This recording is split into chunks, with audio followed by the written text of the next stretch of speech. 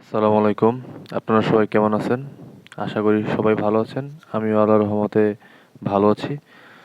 আজকে আমি কথা বলবো বাংলাদেশ পুলিশের ক্যাডেট এএসআই নিরস্ত্র পদে যে পরীক্ষাটি হবে আগামী ৩১ তারিখ এবং ১ তারিখ।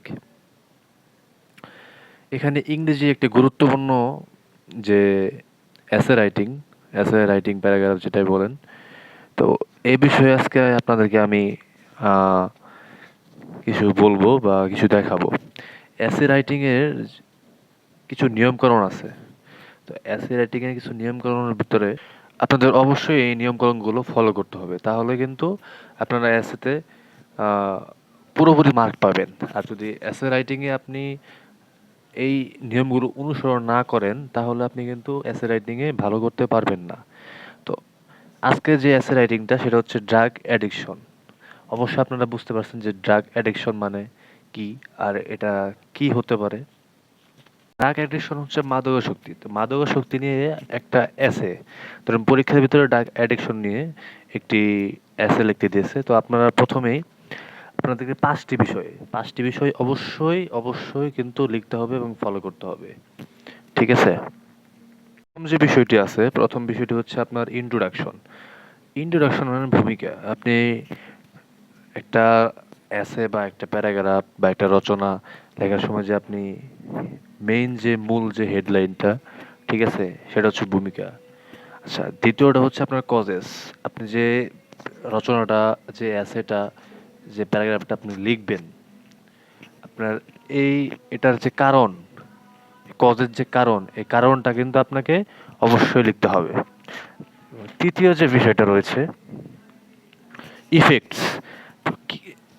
কি কি প্রভাব পড়তে পারে? ইফেক্টস কি প্রভাব পড়তে পারে?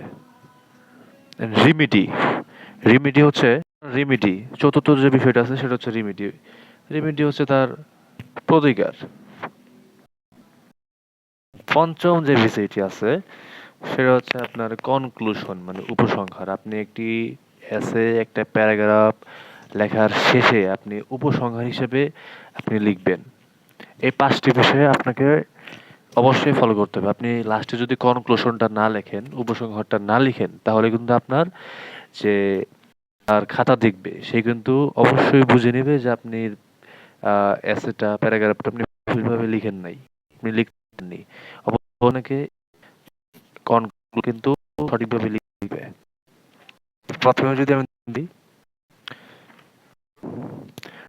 আরেকটি বিষয় চাই, আপনি অবশ্যই ১৯০ থেকে ২১০, ২০০ সর্বোচ্চ গেলে ২২০ ওয়ার্ডের ভিতরে এসেটা শেষ করতে। এর বেশিও লিখবেন না, এর কমও লিখবেন না। ২.৫ পৃষ্ঠা থেকে ৩ পৃষ্ঠা হলেই এনাফ। ওয়ার্ড থাকবে ১৯০ থেকে ২১০। তো ইন্ট্রোডাকশন আপনারা লিখবেন, drug addiction is one of the most serious social and health problems. মানে ড্রাগ অ্যাডিকশন হচ্ছে আপনার খুবই গুরুত্বপূর্ণ সামাজিক এবং শরীরের খুবই মানে ক্ষতিকর একটি সমস্যা। ঠিক আছে? তো আপনারা যে ড্রাগ অ্যাডিকশনের প্যারাগ্রাফটা শিখছেন, সেই প্যারাগ্রাফটা আগে সঠিকভাবে শিখবেন। শিখার পরে আপনারা প্রত্যেকটা লাইন, প্রত্যেকটা ওয়ার্ড আপনারা বুঝবেন যে এই ওয়ার্ডে এই লাইনে কি বলছে। বলার পরে আপনারা এরকম প্যারা করে কজেস, ইন্ট্রোডাকশন, তারপর হচ্ছে আপনার ইফেক্ট, রিমিডি, কনক্লুশন এগুলো সঠিকভাবে লিখবেন। এবং অবশ্যই চেষ্টা করবেন যে এই আপনার এসেগুলো, প্যারাগ্রাফগুলো প্যারা করে লিখতে। তাহলে কিন্তু যে স্যার বা যারা খাতা দেখে তারা খুশি হয় এবং লেখার মানটা সুন্দর করে লিখবেন। কোনো কাটাছেঁড়া করবেন না। সুন্দর করে লিখবেন। ঠিক আছে? তাহলে কিন্তু আপনারা এসেতে প্যারাগ্রাফে ফুল মার্ক পাবেন। ৫টা প্যারা আছে, ৫টা প্যারাতে ৩ করে হলে ১৫ নাম্বার। ১৫ এর ভিতরে আপনি ১২-১৩ পাবেন 100%। কিন্তু আপনাকে অবশ্যই নিয়ম অনুসরণ করতে হবে। ঠিক আছে? তো আজকের ভিডিওটা এই পর্যন্তই।